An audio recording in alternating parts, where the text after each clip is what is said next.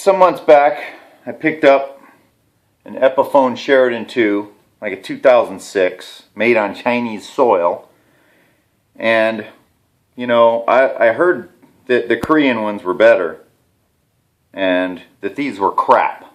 And I'm here to make the comparisons of the two, because this may differ.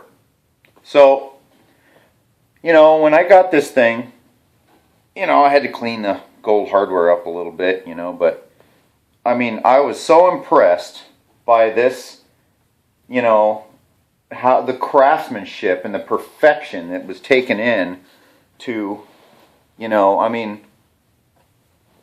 the 5-layer binding around, even around the headstock, is absolutely perfect. Perfect. And the inlay, see, it's got that green flower in the middle of the tree of life. Yep. So, but I mean, the thing, the frets, the neck, just the perfection of the way the binding comes into the neck here. It's like there's nothing out of place that would say, oh, that's a piece of crap. The pickups, check this out. Even the pickups, right here, here's one that came out of my '03 Korean Explorer. Somebody had replaced this before I got it, but they gave me the old one. It's one of those Hotch pickups. And they're the same. They put the same pickups in this Chinese-built Epiphone Sheraton and the Korean-made early 2000s Explorer. And I like the pickups. I think they sound badass. So, here, I just picked up, I've always wanted a white. I picked up this white one from Maui. So, I figured, you know, all the hardware is really, really dingy. That salt water, it was there for quite some time. Now, I tried shining them up best I could, and that's not what I want. So, and so, you know, I'm going to point the differences out, like little things. Like the headstock, I found out the hard way. The Chinese one, I bought a case for it, showed it to my house, beautiful purple carpet inside, and I get excited and I lay the guitar in there, and the end of the neck is laying over the case about 2 inches. What the hell is this? So, I had to do some research. Come to find out, they made the headstocks longer and wider on the Chinese ones. The Korean ones are smaller. So you've got a good ½ inch difference across the pegs, across the outer part of the neck. And then, okay, now look at the binding on this. The binding is jagged. It's all crooked. That's factory. It's just not a very clean job. And then even right here where the binding meets the body, where it's painted, is just, the paint is really, I don't know if you can see it, but it's just kind of shoddy. Almost if you look really close, looks like somebody painted it in their garage in certain places. I was looking, you know, for more perfection, according to other people who have said how these are the best and the Chinese ones suck. Also, the guy put acoustic strings on it. So, ooh, it's got new strings. So, that was kind of goofy. But, so when I plugged it in, put on some light tube amp sounding overdrive, and the back pickup started squealing. Squeal! You could hear all the microphonic sounds. It's horrible. Horrible. And so I took the pickups out. There's no, it says Epiphone, but they're crap. So these have to be changed. That's not acceptable. So what I'm going to do is, the nut looks good. It looks like a factory graphite nut.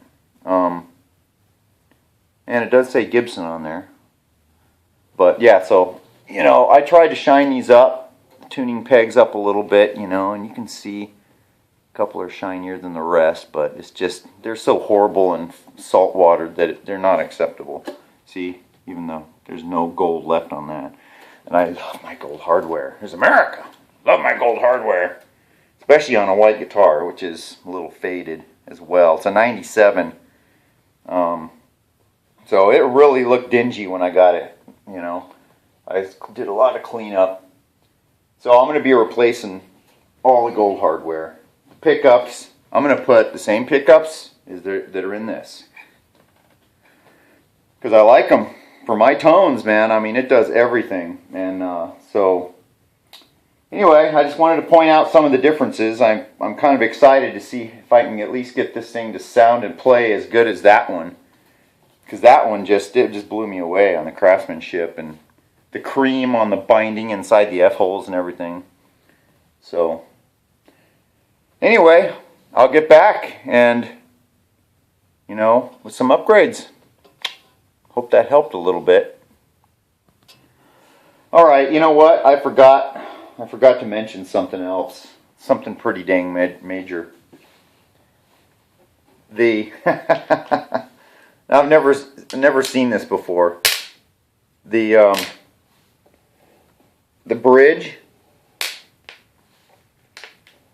holes were drilled in the body crooked. They're closer to the pick guard, so the strings were off to the side. They're almost to the edge of the neck here. That's like a factory flaw. Sorry, I forgot to mention that. This is like bizarre. And I did all the lining up. The tail piece was actually drilled a little off too, but so I think when I couldn't find a tail piece, and the Korean ones are actually narrower, which I found out the hard way too. So I got new hardware, somewhat, and so the strings are farther apart, and so are the pole pieces by like 2 millimeters. So you can't put a standard bridge on it.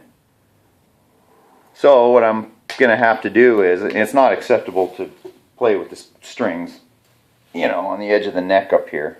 So I want to put a standard bridge on it, and at the same time move them over.